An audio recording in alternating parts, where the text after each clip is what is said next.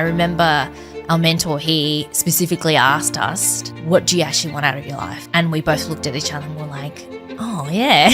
Yeah, we didn't know. We kind of got a bit lost and we were like, what are we doing all of this for? This boat was probably around 15 metres long, 3 metres wide, held about 180 people. It was about 10 centimetres from overflowing with water, but they decided to take that risk anyway. She took the napkin from the restaurant and pulled out a pen and drew a bell curve and said, you're here at your life at the moment. You need at least 10 years worth of life experience before you can even consider starting a business or being remotely, quote unquote, successful. Hey everyone, it's Julia. And Victor, and we're multi-award winning entrepreneurs. We own a portfolio of businesses and we also have 2 kids under 3. As husband and wife, we have decided to start this podcast as a way of giving back and sharing our journey with some raw conversations, knowledge and learnings that we have been having together over the past 13 years of building our businesses and our life together. Welcome everyone to our very first episode of Elevate with Jules and Vic. We are so excited, and for those who don't know about us, we are a husband and wife duo.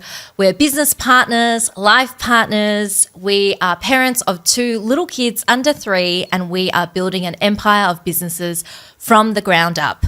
We both grew up with nothing, but through grit and a lot of hard work and a lot of trial and error, we have been building multiple award-winning businesses and living a life that we are extremely proud of. So that's what we're really here today to share. So we're almost 10 years in business and into our marriage. Yes, 10 years. 10 years, yep. In January. It's been a long time. Yep. And now that we've built multiple businesses, hosted national events, and we've also got 2 babies under 3. And now we're deciding to do this podcast to share a little bit more with the world. Mm-hmm. So let's dive into a little bit about, your growing up and your upbringing. Who was Julia? So who am I? I guess, yes, Julia was actually a very shy little girl, which I think is always a surprise for most people whenever they catch up with us and both of us, because I'm usually a lot louder than you. I'm always very boisterous. But not many people realise that I was a really shy little girl that grew up in Footscray, good old Footscray, west side of Melbourne. Parents, refugee parents, grew up in Footscray. We lived in a little flat right behind KFC, for those who know, on Barclay Street. And I've always witnessed how hard my parents or our parents had to work to raise a family and to look after myself and Nancy, my older sister. So I think growing up, the simplest way of putting it is that we were poor. We were really, really poor, and we really struggled for the majority part of our lives, trying to see parents navigate the landscape of settling in Australia, trying to figure out where they want to go with their lives, how to work and earn an income to look after their 2 little girls. It was always been very hard. And I think, Vic, your story is pretty much the same as well. But you grew up in a different suburb to me, a neighbouring suburb. Yep, neighbouring suburb. Grew up in Kensington for the majority of my life as well. Again, with refugee background, so parents came by boat or left their country by boat and then seek refuge in Australia. And luckily at that time they were able to get accepted into Australia, and that's where I was born. I was raised in Kensington in the Commission Flats for a long, very beginning of my life, all throughout. And then, in terms of my upbringing, my dad left when I was about 10 years old. And so I was raised by a single mother, grew up very poor. And it was the hustle that my mother brought to the table and really worked her way through factories to, provide food for the table and brought myself and my older brother, up and raised us to who we are. I know, and I think every time people talk to us and they're always like, oh, what nationality are we? And it's always funny to say that we are both technically Vietnamese Chinese, born in Australia. And yes, we both speak a second language, but at home we always communicate in English. And that's because... So my parents brought my language as Cantonese. So that's what they taught me. Although they came from Vietnam and they know probably about 7 languages, they decided to teach me Cantonese. Instead of Vietnamese. Instead of Vietnamese. Yes. And yourself? Whereas for me, I am also Chinese Vietnamese, but my parents decided to teach me Viet. So I can speak fluent Vietnamese, but unfortunately that means that at home we're both communicating in English. Yep. And that's okay. But yes, we both share very similar, I guess, upbringing. Our parents, I think at the young age, have taught us one thing, and that is resilience. It's incredible to see how much they can sacrifice to get us to where we are now. And by sacrifice, I mean, I think your mum literally was so heavily pregnant with Mark, your older brother, hopped in a boat with your dad and to flee the country to get here to Australia. So maybe share a little bit more about that. So my mum decided to leave Vietnam, and this was 1978, and she left Vietnam 6 months pregnant, and she decided to jump on a boat just because she wanted freedom and a better upbringing for her child. So there was nothing left in Vietnam at the time. My parents were, in terms of my grandparents, they were business owners. My dad worked for so he was a government accountant until the war was over. So basically, they were very targeted, hence they had to leave. Otherwise, it can be very dangerous for them to stay. So when the opportunity came, they decided to hop on a boat, and this boat was not easy to jump on. So to put into context, this boat was probably around 15 meters long, 3 meters wide, held about 180 people on this boat. So it was about 10 centimeters from overflowing with water. But they decided to take that risk anyway. So ended up 7 days at sea with nothing but their clothes on their back, and made it to, I believe it was Malaysia at the time, and decided to then went into a refugee camp in Malaysia. And then as soon as an opportunity came, and they left with other family members as well. But when the borders opened for Australia, only my parents, which is my father and my mother, was accepted to come to Australia, while the rest of their family had to wait for other opportunities. So they decided to actually separate. So the rest of the family actually went to the US, and only my parents came to Australia. Yep, so that's my upbringing. Yeah. How about yours? Similar story, but I think what was amazing, and I would always still remember, when we were growing up in Footscray, is how much Mum was determined to succeed. Despite all odds, she was always so determined to not let anything create a sense of fear in her. I feel like she doesn't have fear in her vocab at all. It was, when we were younger, she would be working, factory work during the day. At night time, she would be picking up sewing work at the flat, at home. And then overnight, she would continue picking up more jobs. And then often, there was times where we hardly even saw her, but it doesn't matter. For her, she was about focusing and honing in on what she needed to do in order to make ends meet for her kids.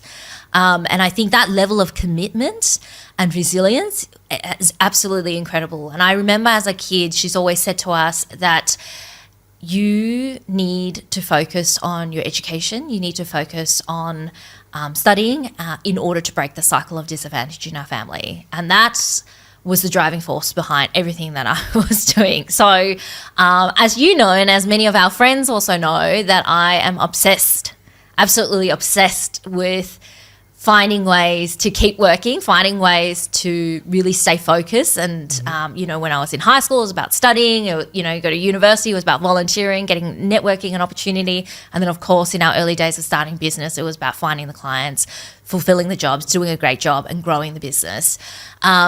And I think it all really stemmed back from having an amazing mother figure in my life and in our lives now, even now, who is just laser focused on family as a value pillar, and then focused on, zoning in on what she can do to keep contributing and growing and looking after her family and kids. And I just think, I have a lot to thank for our parents. I mean, that really brings us to the next segment, which is how and why did you start JT Production Management at the age of 20? Yeah. And how was it for the first few years? So, a lot of people, again, don't realise how young I was when I started JT. And the backstory to this is that you weren't in JT at the time yet. It was just me. And I started it off the back of coming out of university. Throughout high school at the age of around 14, 15, I decided to volunteer a lot of my time for the local council. Again, a great inspiring mentor of mine said you have to hold every opportunity with both hands, and it just happened that Maribyrnong City Council had an opportunity for a youth group to come together and host music events, and I decided I'll come along to that and see if I can learn something. And what I didn't realise then was that I would then fall in love with events management and decide to pursue that as a career pathway. And coming out of year 12, going into university, I decided to do a Bachelor of Production at the University of Melbourne, Victorian College of the Arts. At the time, really unsure of what pathway I wanted to go, but I just knew production management, stage management, theatre management was something really interesting. And again, with, great, a lot of love and support from parents saying, do what you want to do what you love, I decided to do that course.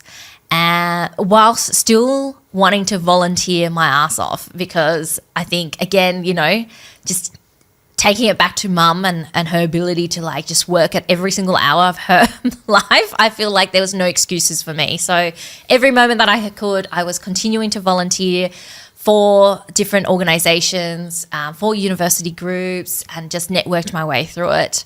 And I think it was probably by second year of uni, it turned into some paid jobs. I was starting to work for the AFL Grand Final Parade, some of these major theatre shows, small gigs, single day stage management, but it was a job. And I graduated uni, and I think you were the one who said to me, go and freelance. It was a really foreign and I think kind of sexy term at the time, the gig economy. Now it's much more normal, but back, 12, 13 years ago, it was such a new thing, right? Hardly anyone would talk about it. But I was very thankful at the time. You had a very stable job. And you just basically said, go and freelance. And I remember distinctively you said to me, as well as mum, that, what's the worst that it can get? If I fuck it up, then I can go get a full-time job then. I mean, it's really interesting how the term back then was the gig economy and to be a freelancer, but the term now is solo entrepreneur, which is what a lot of people are calling that these days, which is an amazing word. But more incredible is you turn that into being now an entrepreneur with multiple businesses and multiple, teams running at the same time. So very incredible. Can you tell us a specific moment that really shaped your entrepreneurial, mindset? Specific moments. I mean, so many moments. I feel like, you know, you and I, we've been in business for a long time now, been doing life together for a very long time. If I had to hone it down, there's plenty of moments along the journey on how we grew from, you know, one company being JT to then multiple businesses, as you say, multiple income streams, and now building our empire. But I think in my early days, if we had to take it back to when I was around 20 or early 20s, was when I met a mentor. I would say mentor now. At the time, it was someone that I really idolized. Someone who had great success and was very well known, and I've been looking forward to meeting this particular person who has a lot of wisdom to share. And I know which, I think it's it in your eyes, you know which story I'm talking about, and who it is. But this particular person, I finally had this opportunity to meet her for lunch. And you can probably remember, I was so excited, I was so giddied up to meet her, and I was ready, you know, with my notepad and pen to kind of learn absolutely everything I can about entrepreneurship and business. And I was really hoping that she can, you know, hook me up with some great opportunities. What shocked me afterwards was that lunch that went for 45 minutes at a very nice restaurant turned into a moment where... and for context, for everyone's context as well, this person is worth a lot of money. They are extremely successful. They've built and scaled an empire themselves. They often help a lot of other young people, and that's why I got introduced to her, to meet her. And I came along thinking I would get lots of hot tips. And instead, during that lunch, I remember sitting down, sharing what my vision of building this events management agency is going to be. She was asking how old am I, and I was like, I'm pretty sure I was 21 at the time. And I remember she took the napkin from the restaurant and pulled out a pen and drew a bell curve and said, you're here at your life at the moment. You need at least 10 years worth of life experience before you can even consider starting a business or being remotely quote unquote successful. And I remember that was a significant moment, because the moments that followed was me leaving this lunch feeling completely ripped apart. And I remember standing outside of this restaurant, which was a very public place, crying. I think I called you, didn't I? You did call me. You were on your lunch break, and I was like, there was a lot of words coming out, and I was like, fuck, you know, this person that I was looking forward to meeting said this. Got the napkin. She said, you know, I need 10 years worth of experience before I should even try to start a business. And then I rang mum afterwards. And, you know, I gave her the Vietnamese version of that. And my mum basically said, who the fuck is this person? How would she know? Don't worry about her and just keep going. And funnily enough, I think it was in that moment, you know, we went home and, you know, obviously you and I debriefed about it. But I soon realised that sometimes there's a lot of wisdom out there, and you don't have to always take on everyone's perspective. There's always going to be a lot of judgment and a lot of comments and a lot of feedback and a lot of people truly wanting to help, but it doesn't necessarily mean it's the right advice. And I think for me, at the time, and I'm pretty sure you were the one who really steered my mindset in this way, is like, hey, let's use that as fuel. Right? Because the funny story to follow that is, I think about a year later, JT grew a bit more. I started having team members. We started appearing at events more. And the same person got invited to a particular charitable event that JT organised. And she came up and said, oh my God, everyone, meet my mentee. And she actually took me on as her own mentee, even though we had that one lunch. And I thought that moment was hilarious. But at the same token, it was a real significant pivotal moment, I think, in the growth and the mindset of where I can take this, and just the pure fire and determination to prove her wrong, quite frankly. Yep. Yeah. I mean, it's a great story to tell, because I guess there's a lot of people out there, mentors, coaches, and, you know, they provide advice, you know, to what they can and what they understand about your business, and not necessarily that they're always right either. But yeah, learning from that at that time was what can we take out of it? What are the goods that we can take out of the conversation? How do we then change our mindset to actually match what we've just heard and do something about it? And even though we laugh about it now in terms of a mentor giving you such advice and you may not agree with it at the time, what it really did was push for action. And that's what you've done. And when you said, oh, let's use the opportunity and fuel the fire that we actually have, so that's up to the person, the mentee, yourself in this case, in terms of fueling that fire, because you used the words and you basically created something massive out of it. Yeah. And, a bell curve is probably what I wouldn't have drawn. I would have drawn either a snakes and ladder game of some sort, because business goes up and down like crazy. Definitely. You sometimes you climb that ladder and sometimes you slide down the slide, with a snake. So it's never a bell curve, or it's never a exponential graph or any sort. Entrepreneurship is a constant change of positioning at every single stage of business. So definitely, it's definitely that mindset that you take out of that and changing your perspective and making a change out of things. For sure. I won't lie. I don't think we kept the napkin, but kind of wish we did. But Vic, I think a lot of people are curious as to how you decided to join me on the JT journey. Obviously I shared my early years of it being, just me, hustling, the solopreneur kind of lifestyle, if you like, getting one gig at a time, and then growing it to a point where I started contracting, and I have a small pool of contractors that I would bring on board when I'm producing these events for universities or charities and things like that.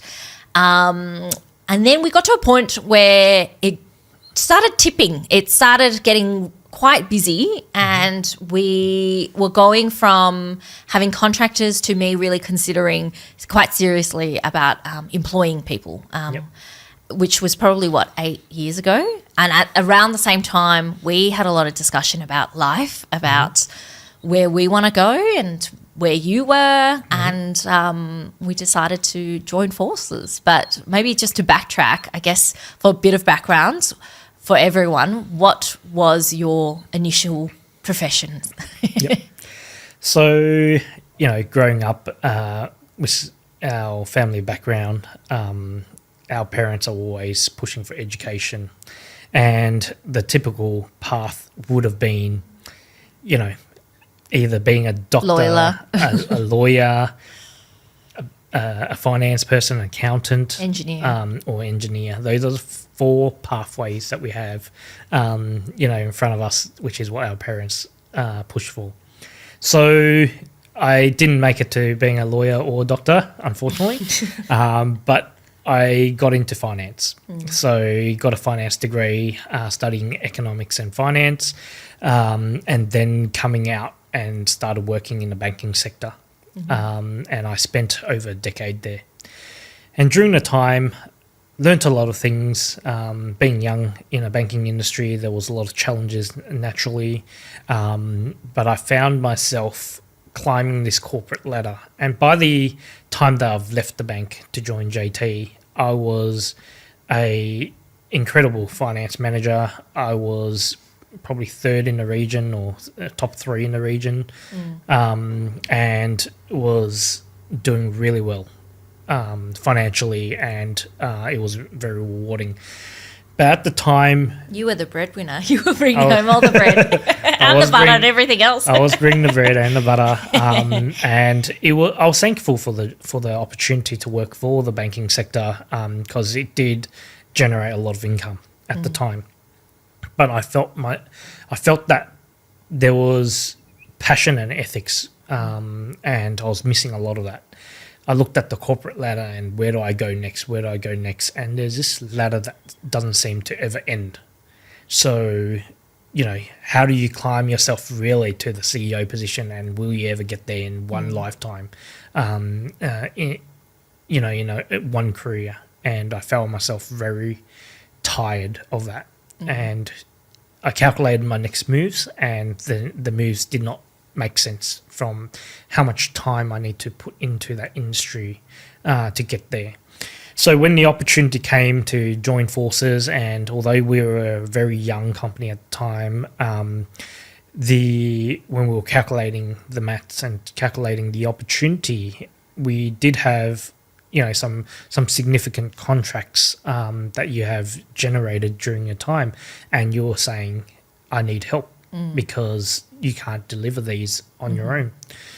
So we decided, okay, I've got 6 months worth of long service leave, annual leave. I've never taken leave in my life, to be honest. What a better way to spend it. Yeah, and what a better way to spend it but to become a entrepreneur with you. Yeah. And thinking back at that moment, there was definitely a lot of challenges and a lot of learnings, which we can deep dive later in our episodes.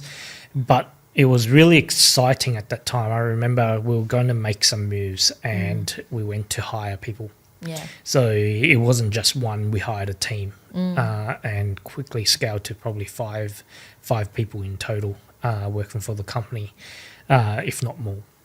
Yeah. And I remember at the time it was a really risky move. It was kind of like a bit scary but also a bit exciting at the same time, right? Because it was like, okay, maybe you're leaving and never coming back. But also we had the insurance policy of it being long service leave. So if it didn't work out in 6 months' time, you would still have a job to go back to. We didn't want to take too much risk, but it was enough for us to kind of figure it out and see if this was going to work. And I remember it was an interesting decision, particularly as we had to then tell our family and friends. Yep. And people thought we were crazy. Particularly, I think your mum was quite shocked as well, right?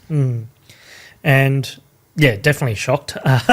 And there was a lot of questions. And it's like, are you sure? Probably where, are you sure you want to leave your corporate job? Like, I've achieved really great things at that time, and it's definitely a financial change that we were willing to give up.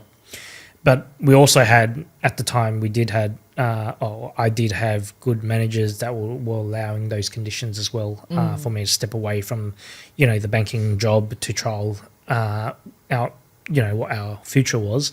And thankfully, we did have that opportunity and decided to take that leap of faith and never turned back since then.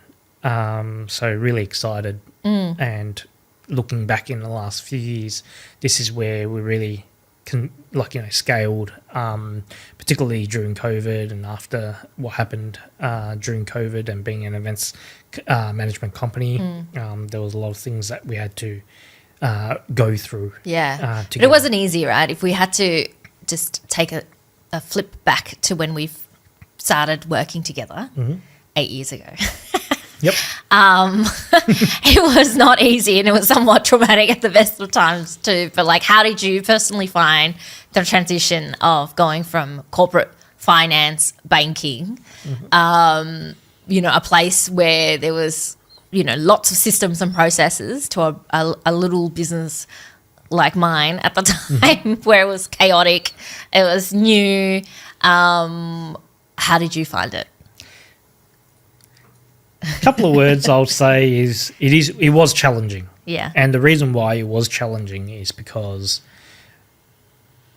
there was a lot of systems and processes from the job that I came from, but also realizing very quickly that the systems and processes were very, very old. We're probably running in that organization I was working for, probably around 10 to 15 years behind technology.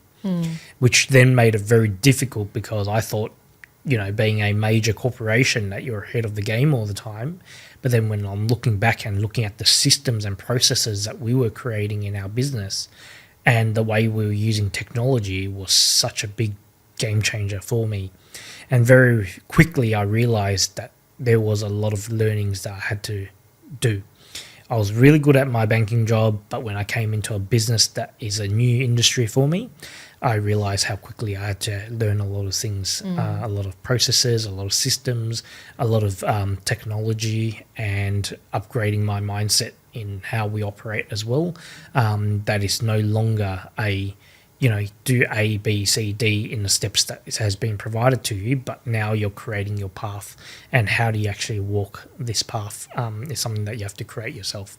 So yes, there was a lot of challenges, but at the end of the day, it was quite rewarding because it was education for me at the same time. So I learnt a lot from working. And likewise as well, I think there was a lot of learnings for me, especially, going from back then 20-year-old trying to do the solo entrepreneur, just trying to do, one job at a time. And it was very much about me operating however I felt like operating, to then having a couple of contractors, to then considering hiring a team of 5, and then bringing a life partner. We were married at the time already, into the picture, and then finding the, power balance between us, and, learning what leadership meant as a whole was incredibly overwhelming. But I think one of the greatest advice we had at that time in our business journey was one of our mentors said that we had to define our roles and responsibilities, and being very clear about it,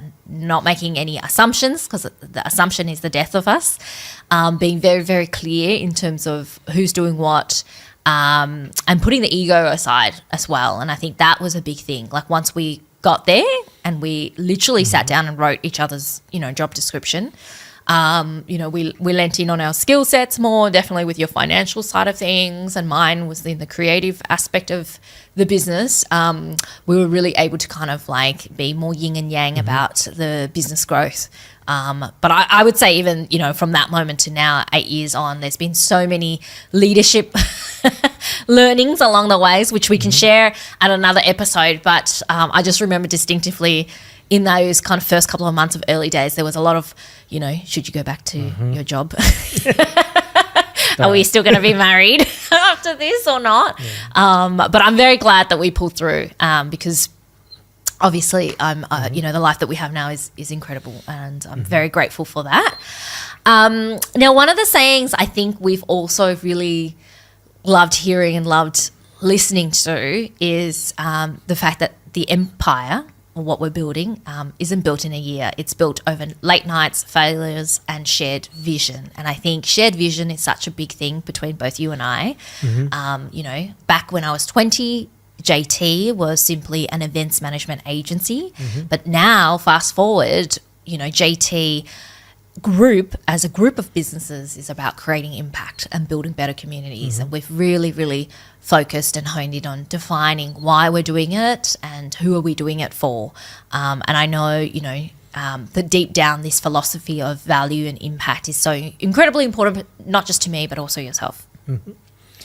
I mean, just to speak a little bit about my thoughts on, the empire wasn't built in a year or built overnight, is it's such an interesting, term where a lot of entrepreneurs think, I'm going to go into business, and then all of a sudden, bang, it's going to be an empire. There's so much that we have to go through every single day to actually get to, what we've built today. But it's everything that has come about, and this includes probably those long hours, late nights, but also the failures in business as well, which is where some of our biggest growth has occurred, is when we actually trip over and then got back up and we became stronger people.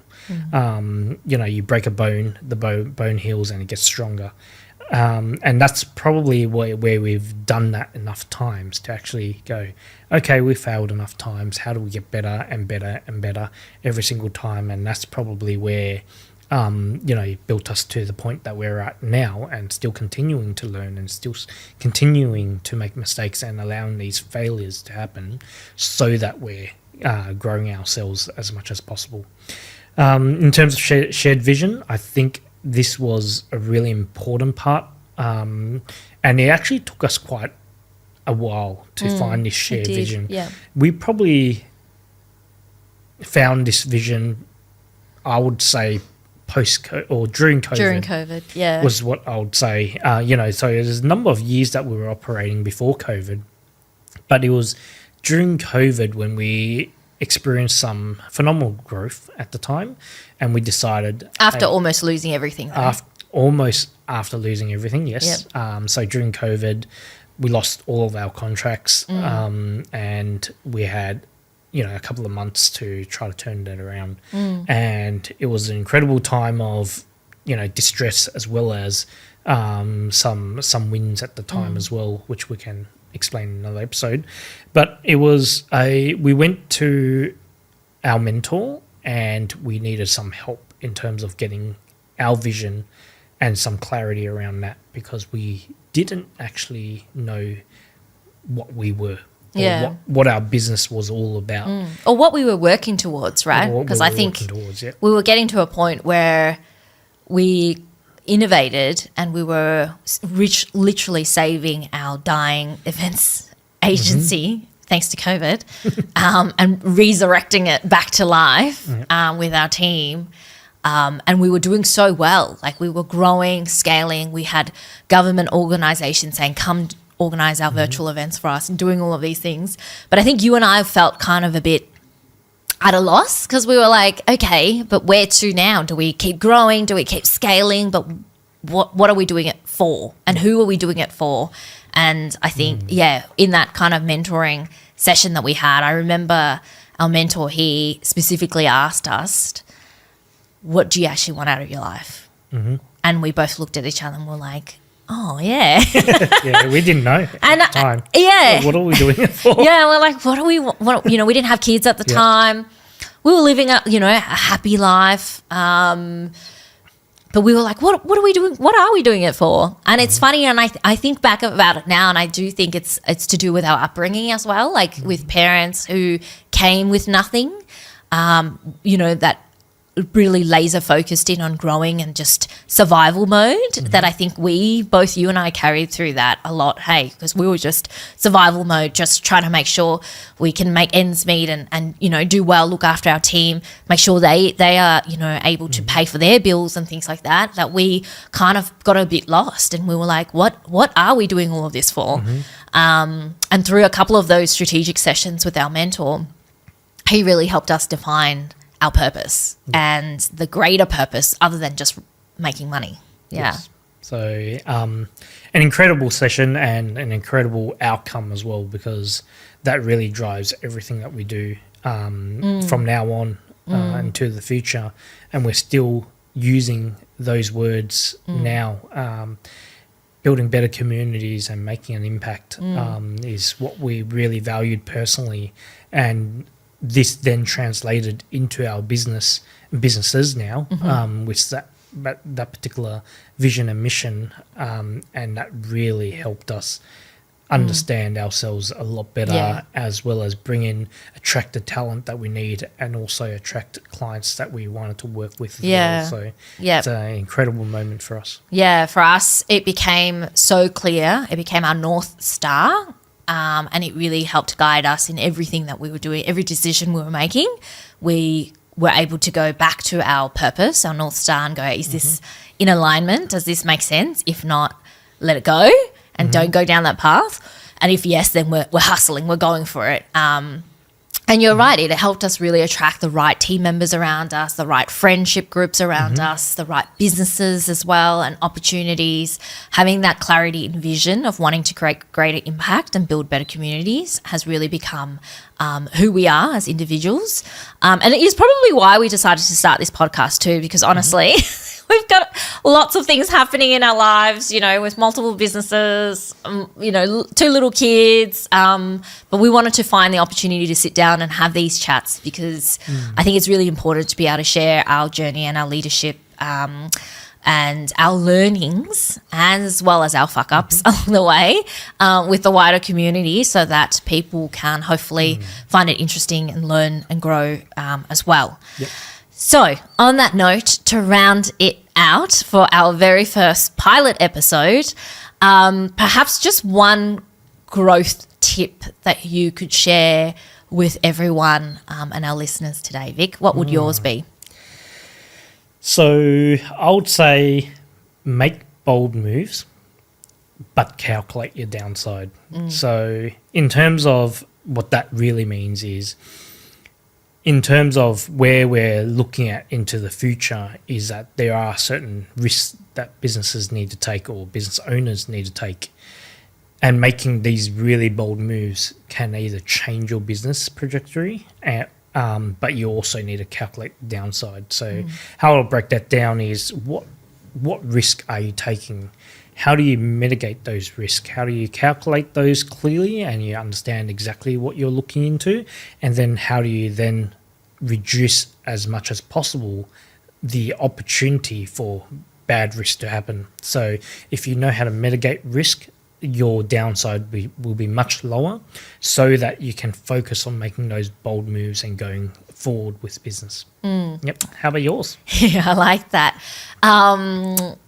I think for me it would be do things while you're scared, because it means you're in a uncomfortable state or you're a little bit unsure or it's something new, because I think that's when you will learn to grow and learn to become more confident. Because I think if you ever only choose to do action things while you're in this comfortable state or confident state, then I don't think there's any growth in that. So I would always say if you're feeling scared, feeling a little bit nervous, then it means you're on the right track. You should be doing it. So do it while you're scared, and you'll be able to reap the reward sooner or later, as I certainly have been ever since I was a little kid. Yeah. Fantastic.